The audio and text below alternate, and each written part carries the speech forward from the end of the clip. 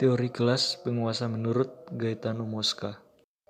Perkembangan dan perubahan masyarakat tak lain karena berbagai hal yang saling mempengaruhi, seperti iklim, geografi, biologi, teknik, ekonomi, intelektual, dan faktor-faktor lainnya. Dan berdasarkan kajian sejarahnya, Mosca mendapati bahwa semua masyarakat dapat dibagi ke dalam kelas atau kelompok penguasa dan kelas yang dikuasai. Antara lain sebagai berikut. Kita mulai dengan kelas penguasa.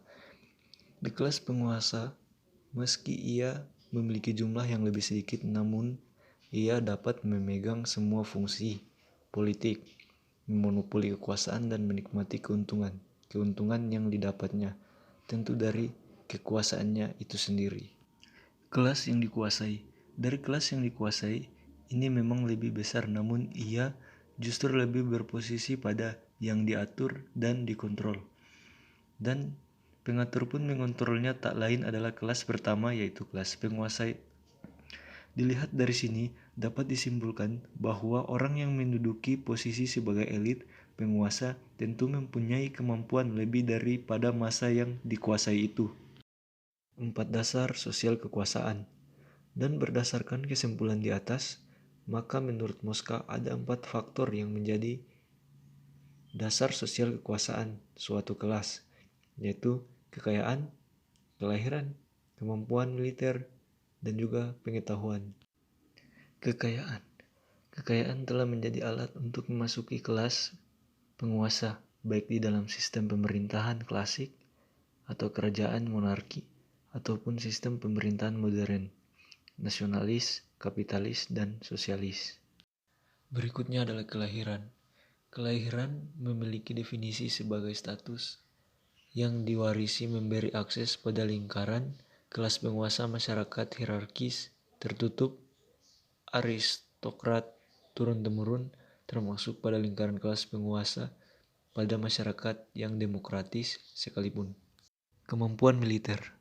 Kemampuan militer merupakan sumber berharga ketika kondisi sebuah negara dalam bahaya, penuh konflik, berperang. Siapa yang memiliki pasukan lebih banyak, strategi yang mumpuni, dan peralatan senjata canggih tentu akan lebih mendapatkan kuasa. Seperti halnya militer Rusia. Negara Rusia memiliki industri pertahanan yang sangat besar, produksi sebagian besar peralatan militer dengan hanya sebagian kecil senjata yang diimpor. Rusia adalah salah satu penyedia senjata utama dunia sejak tahun 2001, memegang sekitar 30% penjualan senjata dunia, dan mengekspor senjata ke 80 negara.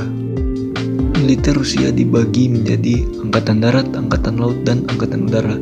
Ada juga 3 angkatan bersenjata independen, yaitu Divisi Roket Strategis, Angkatan Pertahanan Penerbangan, dan Airborne Troops.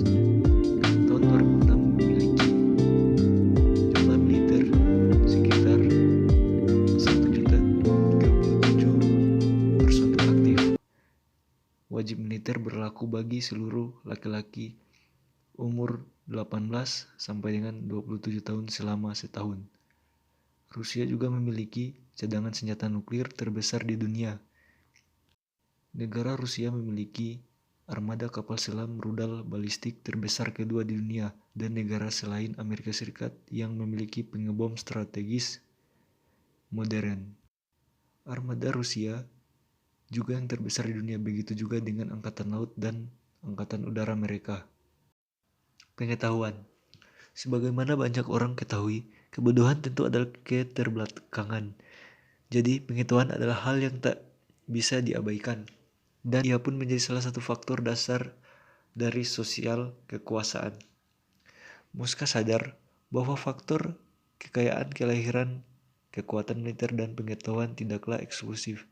Kekayaan kadang-kadang dapat membeli kekuatan militer dan masuk ke dalam aristokrasi penguasa, atau orang kaya bisa saja jadi tidak bekerja dan menggunakan waktu luang untuk memperoleh pengetahuan yang demikian dihargai di dalam masyarakat tertentu.